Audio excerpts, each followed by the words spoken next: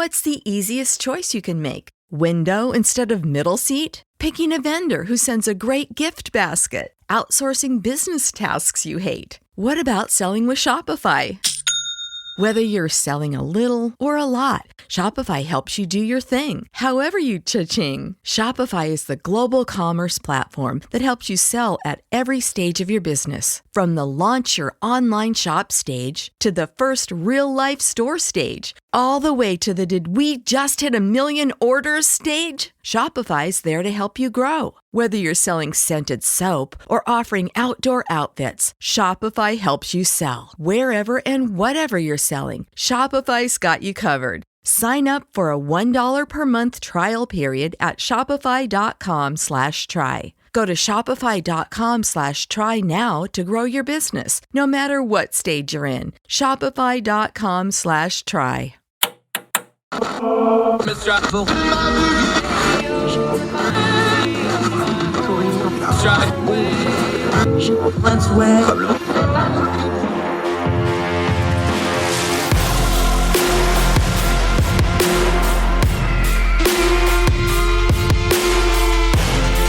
With your host, Andrew Donaldson. This is Heard Tell. So have you heard tell about the opioid epidemic? It's still going on. It's still really bad. And even with all the other crises we have going on, whether it's COVID or the economy or politics or what have you, unabatedly, this opioid crisis is still going on and it's taking a dreadful human toll. I don't even want to quote the statistics on it because I think when we hear numbers like 90,000 plus that died of overdoses last year, it's just numb to us now. I don't know that statistics really bring out what's going on in these communities and disproportionately in certain communities across the country. Now, last week, the Senate actually had a hearing about this, and one of the people that testified in that was a friend of ours, Dr. Keith Humphreys.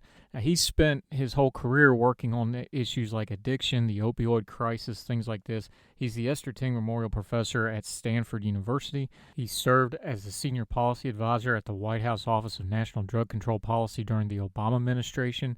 And also, like me, he's a fellow West Virginian. So when we hear these things about the opioid crisis in places like Appalachian and West Virginia, it's personal for him too because, like me, that's home. So somebody like him who's been in politics, who's been in the White House with it, who's been in the halls of Congress like we saw last week testifying about it, should be the perfect person to bring in and try to get some talk and some grown folk discussion about the opioid crisis. Turning down the noise on what some folks on social media just dismiss as, oh, those drug people have what's coming to them, and not realizing how this is absolutely ripping the guts out of communities far beyond just the person who has the addiction issues. What's the role of government in that? Can government do anything about it? What's the role of individuals, both in their homes and in their communities, to try to improve on this? Why isn't just throwing money at it going to fix a problem like this? We're going to talk to Dr. Humphreys about this because he's been doing it for 20, 30 years. He's the expert. We're going to learn and listen and hopefully get to some answers on what we can do about something that is brutal, it's awful, and it needs to be made very, very human to us and not just stats on the screen. So that's what we're going to do on today's Heard Tell, the opioid crisis, with Dr. Keith Humphreys from Stanford University right after this.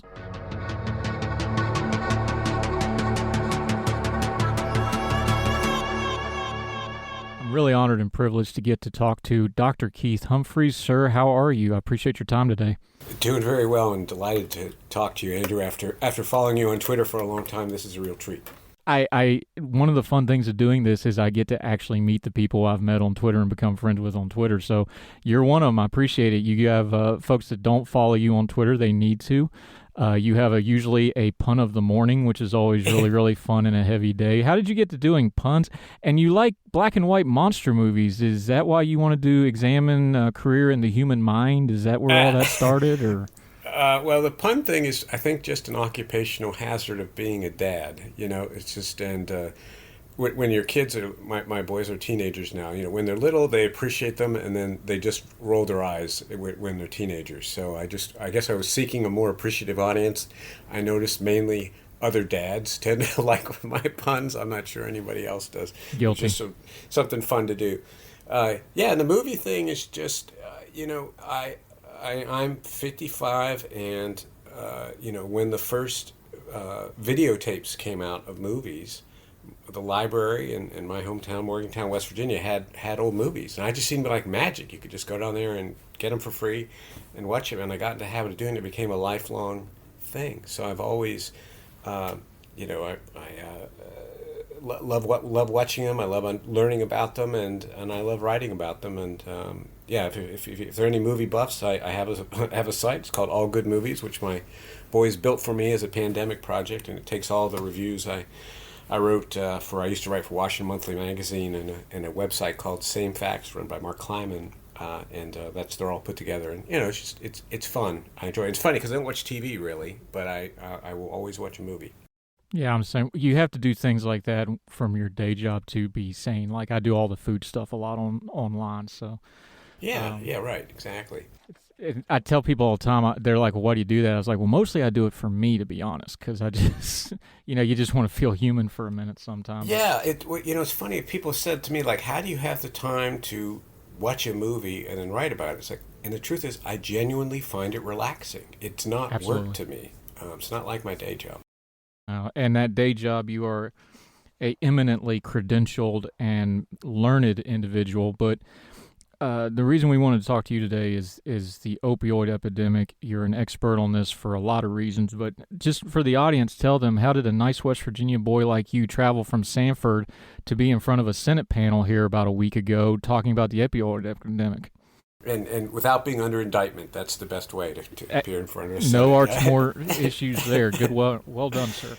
So I have studied addiction now for over 35 years. And ever since I got my first job in the field, which was entirely because I was flipping burgers, and as a college student, and there was a job open on an addiction research project that paid another $1 an hour, and I wanted that dollar.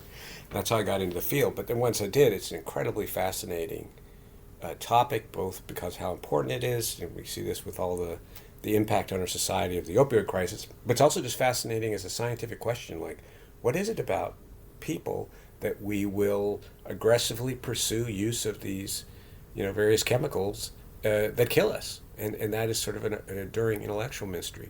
And so I've been, grappling with that now through my education, and then since the time I've been out in California. And I studied actually mostly more alcohol and then a bit cocaine early in my career, but the opioid crisis calls us all in this field to really focus on that. And that's been what I've been doing much more the last decade or so.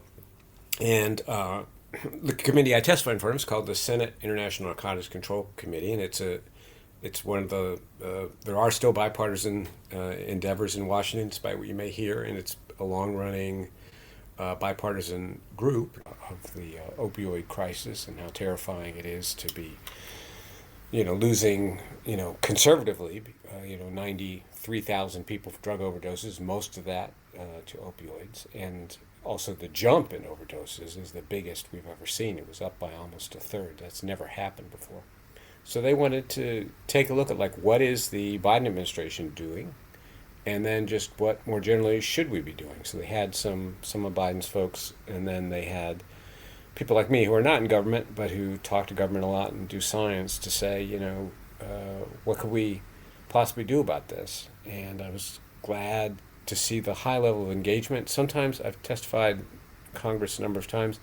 Sometimes you get the feeling they're just going through the motions, and maybe there's only one person in the room, or one or two. But I think there were 6 senators who showed up, and they're very busy people, and they were engaged. So I get the sense Washington is getting engaged, even though COVID, of course, is commanding a lot of attention. That's totally understandable. But the opioid crisis has to be rising up in their minds, and should be, given how many people we're losing. And on a practical level, for somebody like me who does a lot of politics and culture writing, we rightfully bash Congress frequently for all their silliness. When we see a hearing, it's usually some kind of a circus type thing, especially the last few years when we've seen these hearings. But that's not what this was. this seems like there's actually some things. What are you practically trying to get when you go to a hearing like this? Is it the networking with the staffers? Is it the FaceTime with the senators? Is it the elevation of the issue in the public mind? What practically going forward do you hope to get out of this? Because you said this is one of the rare instances of bipartisanship. You feel like they're engaged. You feel like there's some pressure starting to come in where we're going to get something out of this. So what are you looking for when you go to a hearing like this and testify? So, I mean, you're right about hearings in general, particularly once they started being televised, the incentives to grandstand goes up. And that's not just, doesn't affect just members, it can affect witnesses as well. So that certainly happens sometimes, and we all see hearings that seem to be completely non-substantive. But this particular group was not like that at all. They were dead serious, and they also had strong working relationships with each other. That was really evident. Why do you testify at all? Why do I do this?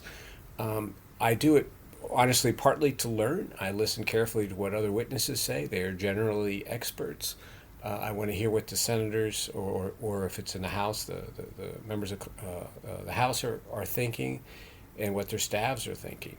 And then it's a way to build a relationship, as you said. So, I mean, hearings are short. Maybe it's like an hour or two.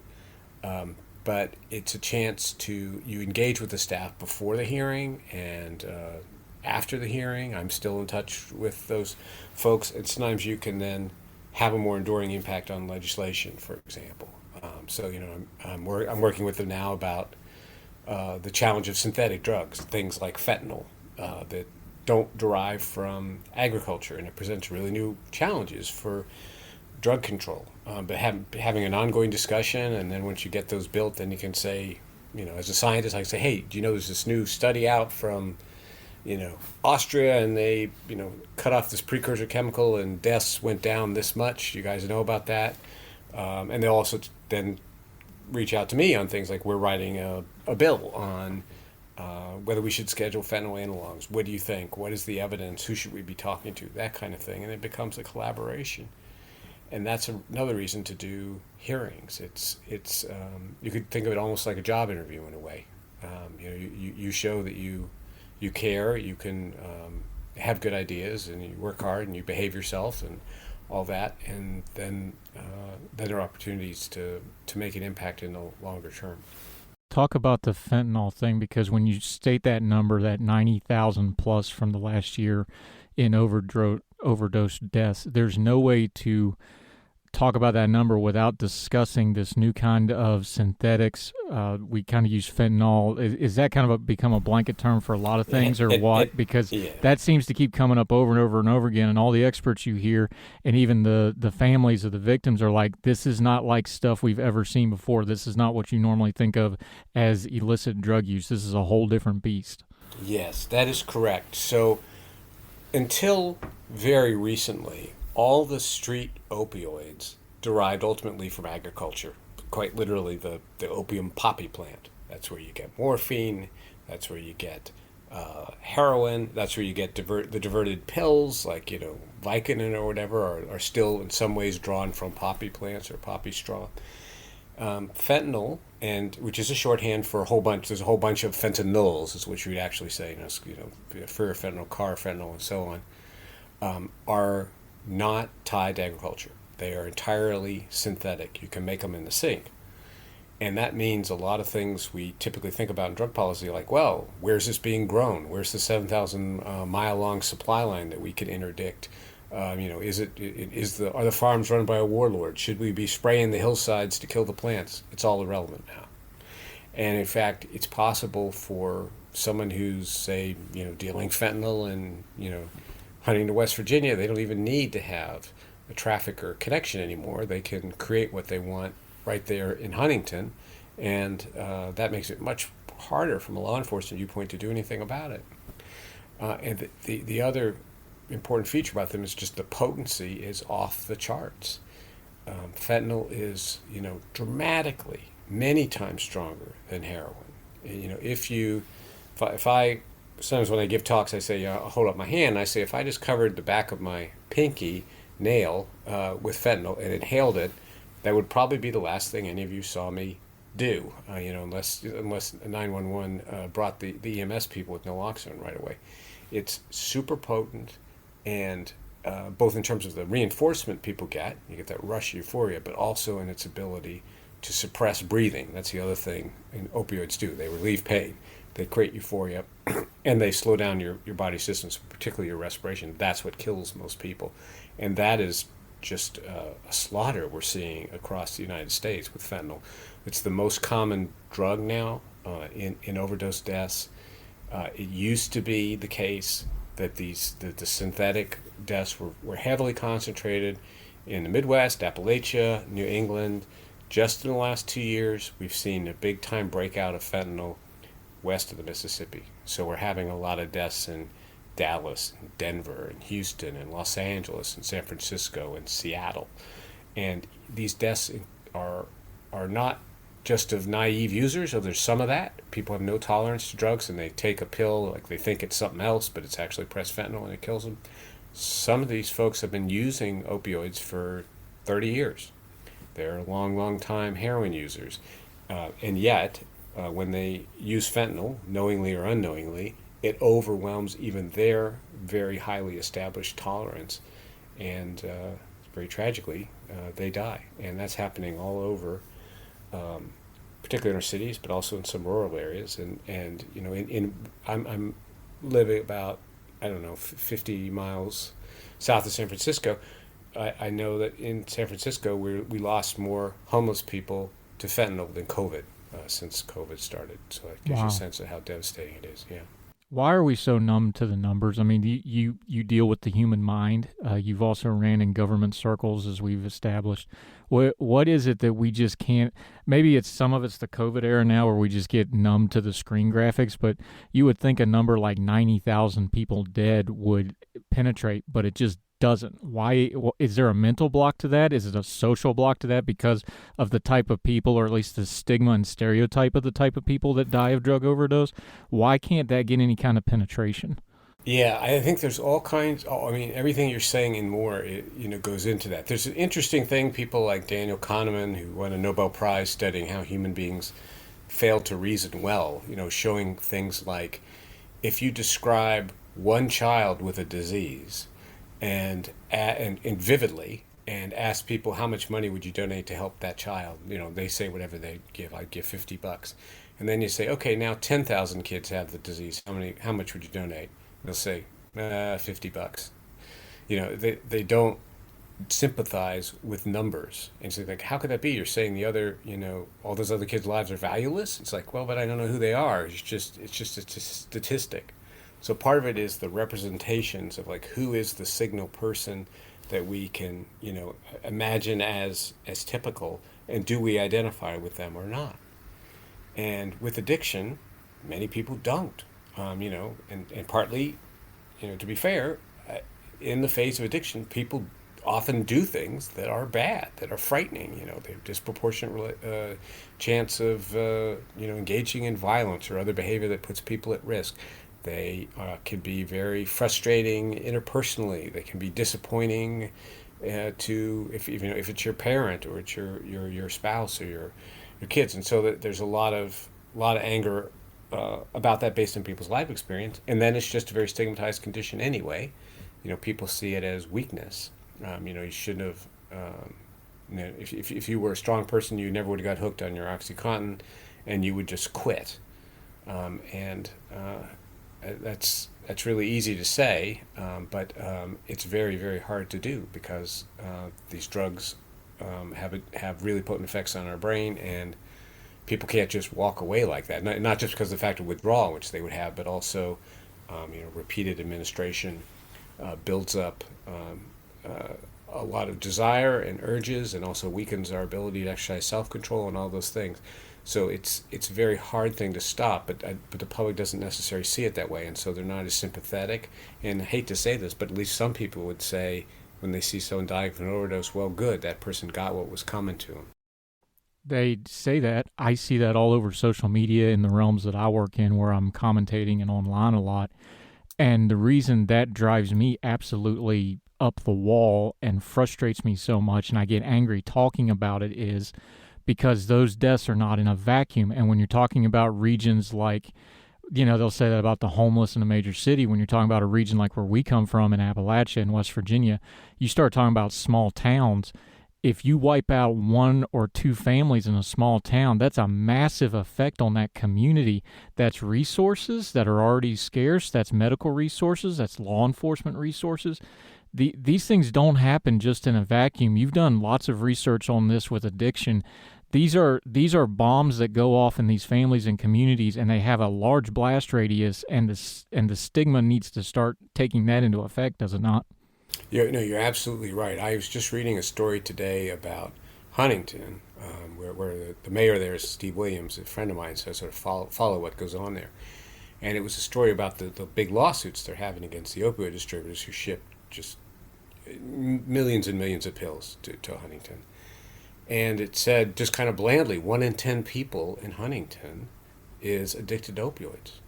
It's like, it's like almost inconceivable. 1 in 10 people? What happens to the community when 1 in 10 people is addicted to opioids? Economically, socially, the level of safety, the what happens to the schooling, how do the hospitals even keep up? The EMS, running out of naloxone because so many people are dying, so it is really destructive. And I also just want to say that lots and lots of very, very decent, terrific people get addicted. It is just not true that that people get addicted have an addictive personality or weakness of character and all that kind of stuff. Every type of person you've ever met, there's someone like that who's experienced addiction. I mean, people who are responsible, irresponsible, well-organized, poorly organized, high-achieving, low-achieving, they're very strong drugs, and we are evolved to react to them. And you should really, I think people need to check their assumptions about how many people are addicted. It may be hidden. You may not realize it, that the person you respect who seems to have it all together,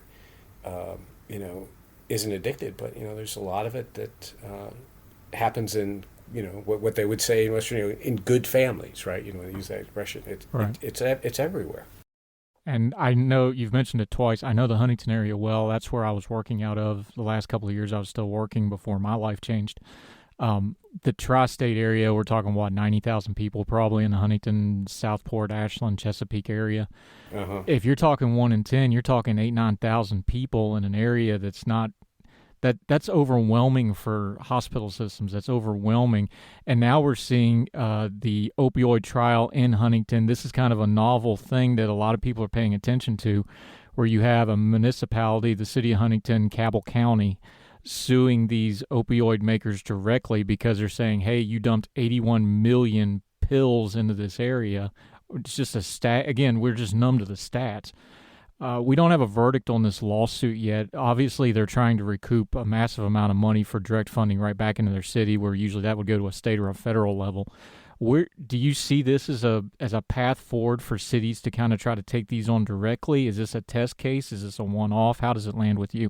It's a very interesting case because there is a emerging national settlement where everybody's is wrapped up into a class action, and Cabell County and Huntington decide to go it on their own because they felt they could get a more equitable settlement. I mean, one thing that happens in these really massive settlements is if you're a particularly hard hit place, like Huntington certainly is, you don't necessarily get extra compensation, and I can imagine being concerned about that.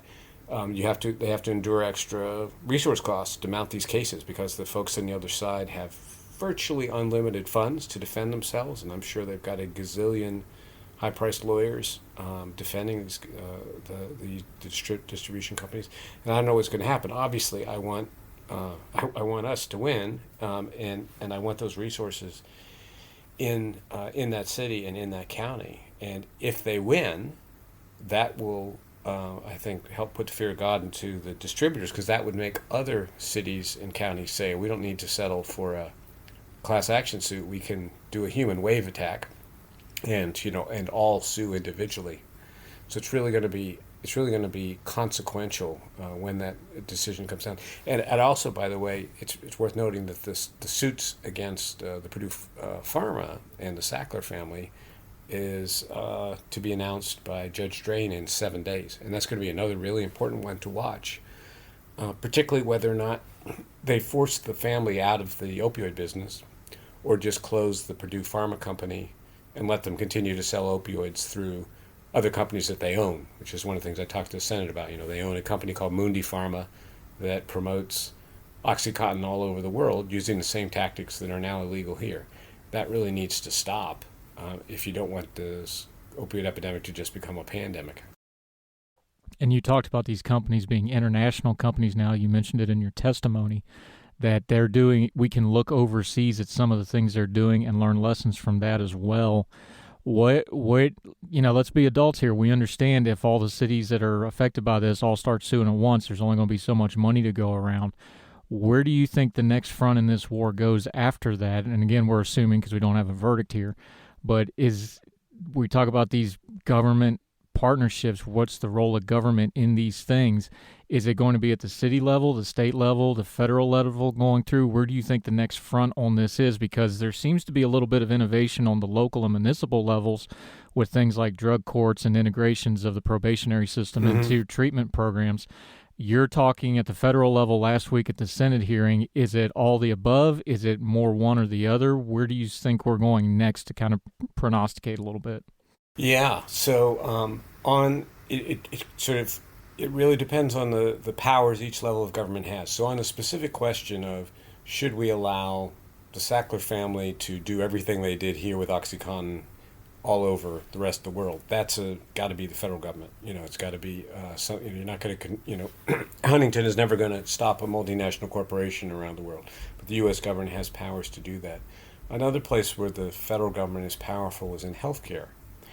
So law enforcement in the United States is generally a state and local matter, but healthcare is not, particularly because you got Medicaid, you got Medicare, you got the VA, you got the military health system, you have the community health centers, you got the Indian Health Service, all of which run by the federal government. So it can be a major player by integrating the care of addiction into everything that it does. And that means the system it runs itself.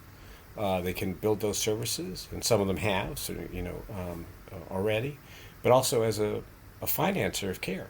It should be the case that if someone needs, say I've been addicted to my Vicodin, and I come in and tell my primary care doctor that, it should very much be the case that, my Medicaid, my Medicare, or my Blue Cross or Blue Shield, which the federal government regulates insurance plans, along with states, that it covers it. And so that kind of leadership, in which I've said this many times to Congress and to 2 different White Houses now, is critical. Pulling addiction in, thinking about it like we think about cancer or heart disease. In other words, it's not a crisis that if we just work hard and provide a little extra money for 2 years, it will go away. It's an enduring feature of human health, and the healthcare system has to be permanently equipped to deal with it, and that means it has to be permanently financed to deal with it, because that's the way our system works. It runs on money.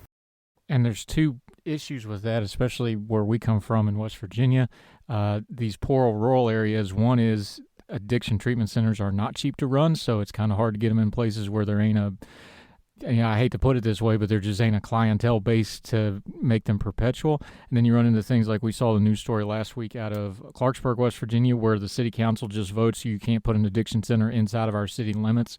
This is part of the healthcare thing that sometimes we don't talk about because it's not a medical side of it. It's just a practical human side of trying to get through to people. How do you approach those sorts of things? Where just like you can't put an addiction center in our area, or talking to maybe a private or a public partnership with these addiction centers of, hey, this is going to have to operate at a loss. How do we figure out how to do that through whether it's funding or grants or fundraising or what have you? Yeah, that's really heartbreaking about Clarksburg, because of course there's families in Clarksburg that need it, and I guarantee at least some of the people who cheered this are in a year or two going to find out their kid is addicted or their friend is addicted and be really angry that there's no services available for them. So it's very short-sighted. It's happened in other places too. Advocacy really matters. I also think the stories of people in recovery matter. There are, studies estimate there's about 23 million, give or take, Americans who are in recovery from a serious problem with alcohol or other drugs. I find that they are really potent destigmatizers and really good spokespeople. And there was someone at the hearing, actually, I'm proud to say a friend of mine, Tom Coderre, who worked was a state representative in Rhode Island, is now acting assistant secretary of in the Obama administration, and he talked about being homeless and addicted and how his life had been changed. And he's a very engaging, intelligent, good person. When people see people in recovery like that talking about their experience, it changes how they think. They sort of see, oh, this is what you thought of it, like this is what you're buying when you have a treatment agency. This is what we get. We get somebody who's homeless, and now they're this productive, successful human being, and that is often more potent than things people like me say. I talk about science and things like that, but it doesn't have that personal narrative. And I see places in the country where there's been success has often been because of the success of recovery advocates, or sometimes it's a politician who's in recovery and knows how to, make that message come to life and can get the voters to back him or her up on it. I know West Virginia Public Media did a story. They actually did it on my hometown of one of the court partnerships with addiction centers where they were combining the CPS system with the parole system with the drug treatments, and they were putting them up because they said, if you don't put a family back together, then what's the point of any of this? And when I wrote about it, I tried to make the point. I was like, look, I think it was 3 families in the initial class, and there were 6 families total. I was like, that doesn't sound like a lot to you, but if you got a city of 2,000 people, 3 or 4 families, that's a lot of overlap. That's a lot of ripples in the pond. And it's so dark right now. Shouldn't we just kind of take the wins when we can get it? So even if, just like you said with those stories, don't you just start, hey, we got 4 families back together, and then go from there and try to pitch it that way? Because I don't know that just continually talking about numbers and dollar signs from the government is kind of going to change hearts and minds. But the pictures of those families in the front of a courtroom hugging each other because they got their kids back, I think that might penetrate a lot more than anything we can probably say flowery speech-wise, don't you think? Absolutely. I mean, that's what people can relate to. That's how we think. It seems like as a species we think in terms of individual narrative, not about really big numbers. And I agree too. Run towards daylight. There are, people point out to me, but there's many people are addicted who don't want treatment. They don't want to change. It's like, I know that, but I know there's plenty who do. So I'm going to worry about that. The people who don't want to, once we've taken care of the fact that, there's waiting lists in parts of the country, or there's care, but it's not very good care. People are dying waiting for it. That's something, we should definitely be focusing on. And then a kind of marketing, in the uncynical use of that word, of letting people know this is a terrific product. I mean, isn't recovery fantastic? Look at the benefits of this. And I don't want to push anyone out there, because I'm not in recovery myself, and say, you have to talk about it, because everyone has to make that decision for themselves. But I'm grateful for those people who do, because I think they inspire a lot of hope. Are we at the peak of the opioid crisis? I know we just saw numbers. I'm sure COVID probably skewed it some. So maybe data-wise, as a scientist, it's probably going to be a couple of years before we really know for sure. But what's your feeling of it? Because you've studied addiction a long time. Are we at a peak? Are we at the middle? Where are we at on this thing? Because it sure seems like we're just kind of a wash in the sea right at the moment. Yeah, we are not at the peak, I'm sad to say. COVID has made it worse. So let's assume... that a year from now, COVID has faded. I mean, I'm not a virologist. Let's say that has happened. That will be helpful.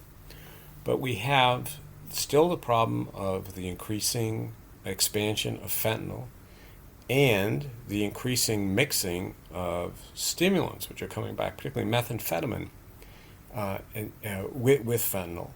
But also as an independent drug coming back, and lots of people are dying from that.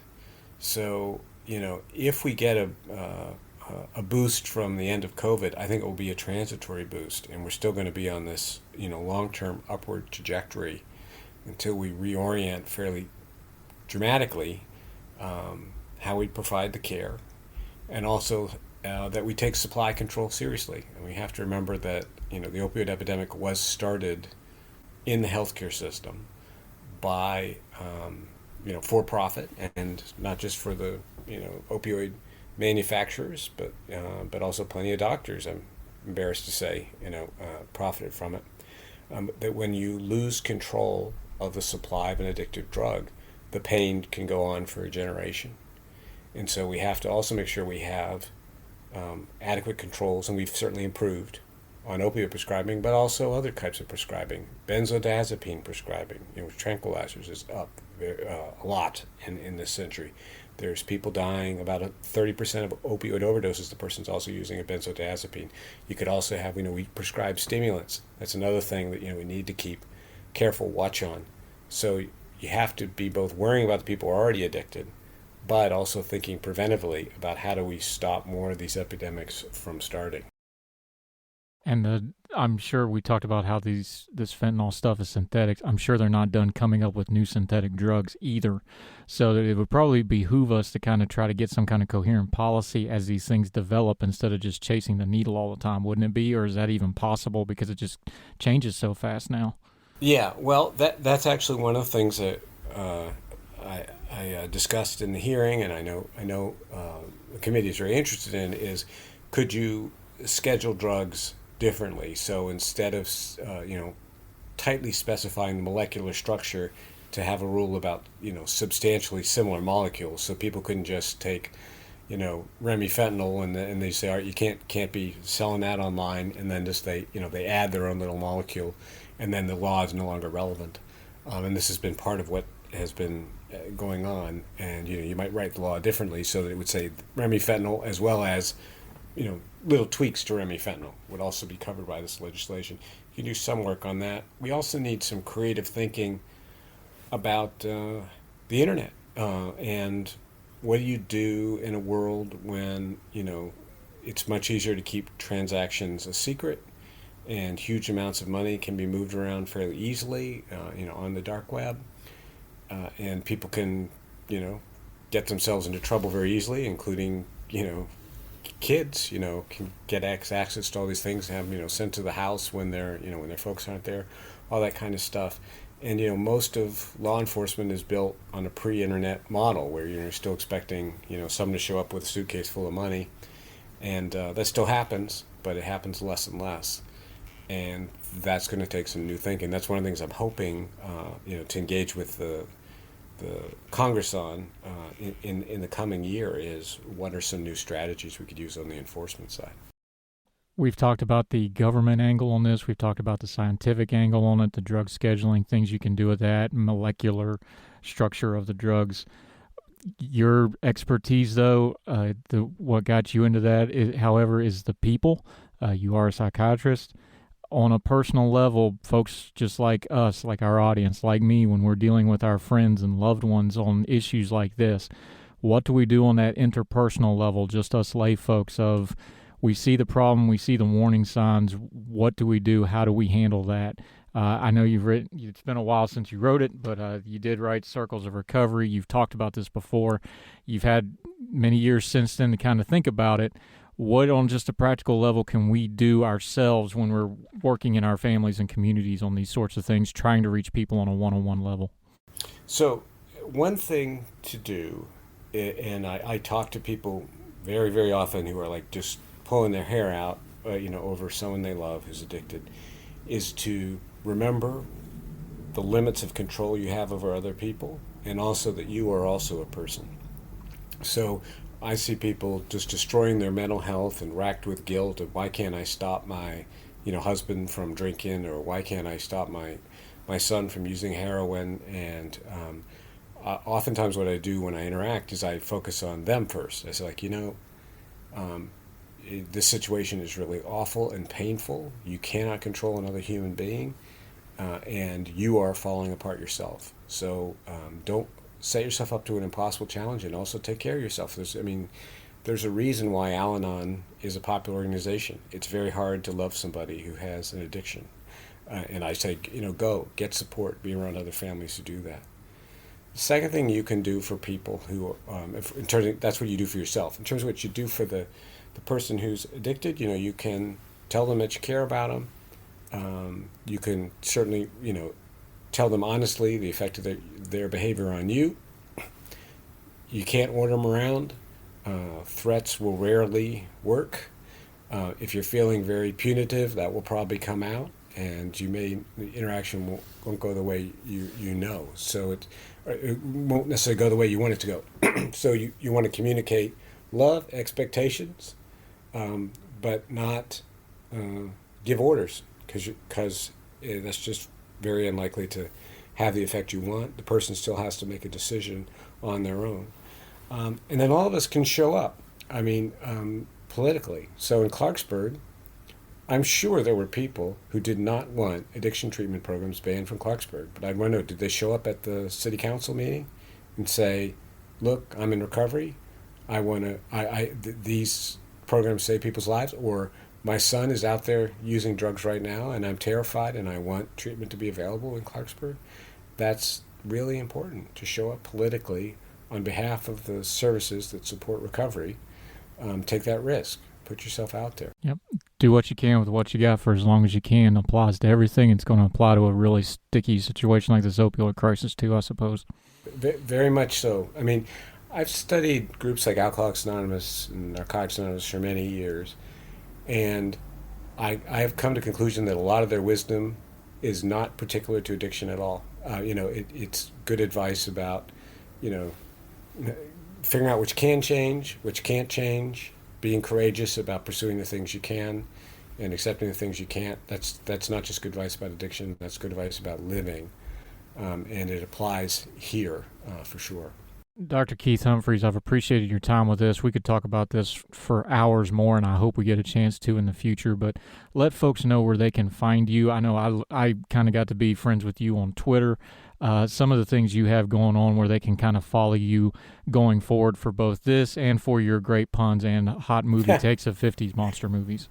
Okay, so you can follow me on Twitter at just Keith, Keithn, Humphreys. N is my middle initial, so it's all just Keith N. Humphreys on Twitter. We have a website at Stanford called Addiction Policy, that's one word, .stanford.edu, which you can see all of the work we're trying to do with state and local legislatures and in terms of helping them use science to make better policies towards not just the illicit drugs, but also towards alcohol and tobacco. And those are probably the best ways to keep up with what I'm doing. Fantastic. You've been a great resource for me online, and you've been very kind with your time. And I appreciate you helping us out on such a tough topic. Thank you very much for your time today, sir. I appreciate it. Thanks so much for having me, Andrew. I really enjoyed the conversation. Thank you, sir.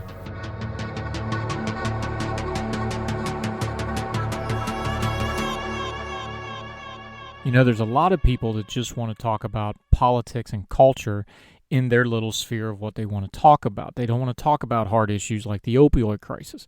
Well, when we first started doing Heard Tell, there was 2 episodes that I knew I wanted to do immediately besides just breaking news or current events or the politics of the day or who's president or legislation and things like this. One was the abuse story, and we did that with Jennifer Greenberg because it's a human issue. It's something that has to be dealt with, and whether it's politics, culture, family units, churches, whatever, you will always find abuse and abusers, and it needs to be dealt with.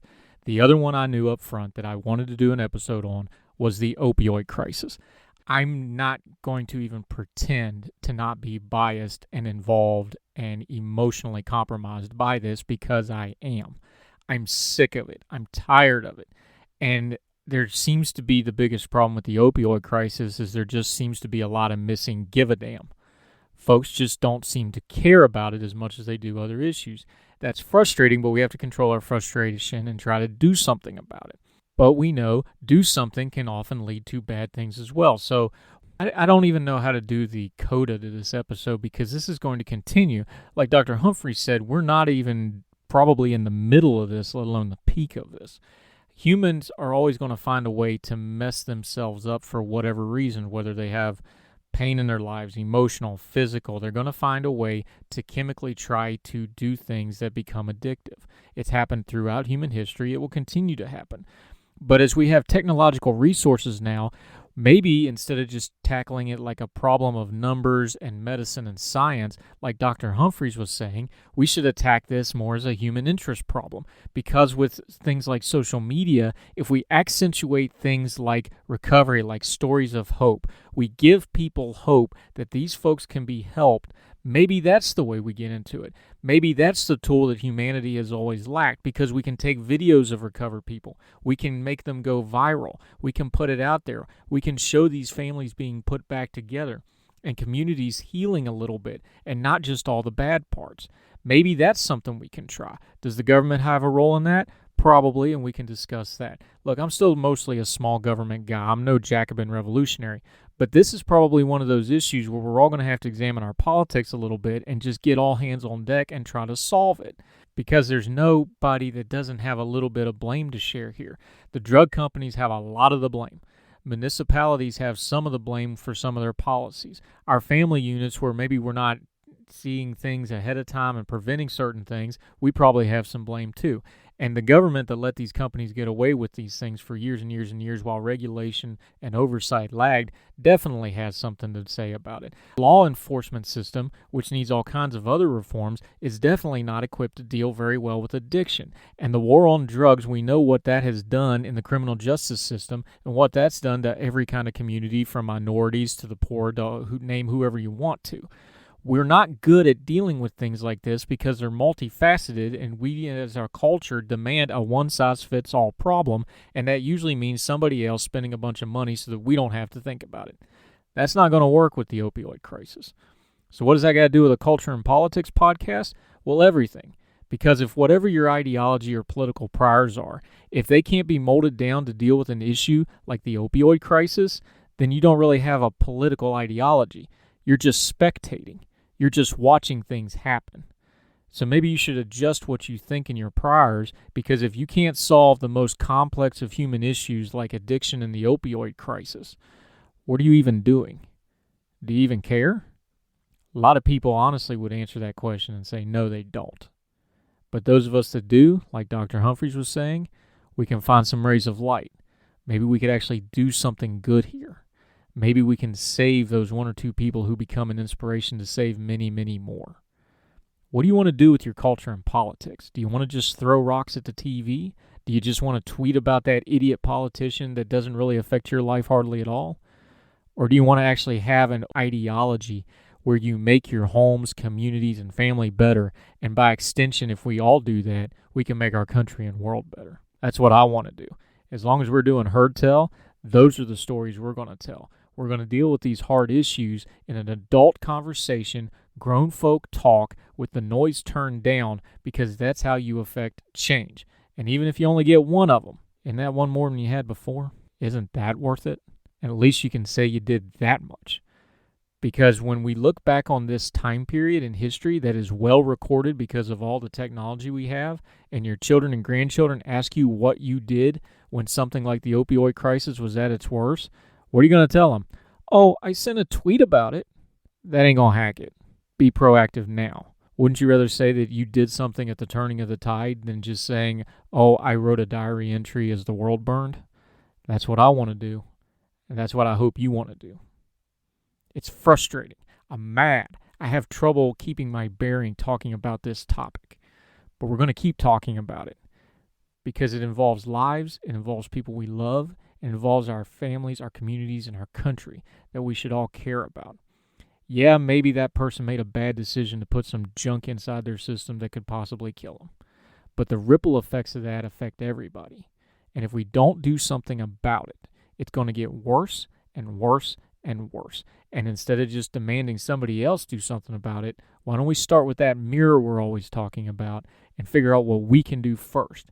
And the first thing we can do is understand the problem and keep talking to people like Dr. Humphreys, who have spent a lifetime trying to do something about it so that we can tell others. That's it for this edition of Heard Tell. A little bit of a heavy topic, but that's what we do here. You have found us. We just crossed 1,000 downloads. Thank you so much. Wherever you're listening to this, whether it's iTunes, Stitcher, Spotify, iHeartRadio, TuneIn, I can't even name them all. It's a long list now. We're on all those platforms. If they give you the option to give a rating and leave a comment, please do. That's very, very important for people to be able to find us. It also tells those platforms who to promote and who to show that program to others. It's a big deal to us. It's a few clicks in a moment of your time. We'd really appreciate you doing that for us. Also, if you care to share us on social media, we'd really appreciate it on the Twitter @HeardTellShow. If you want to email us, give us some feedback, heardtellshow@gmail.com. We'd love to read your email. We will answer it. We will get back to you. You guys are the best. We thank you so much. Wherever you are across the street and around the world, we hope this finds you and yours well. Until we talk to you again, y'all take care. All the music on Heard Tell is provided under a Creative Content license from monstercat.com.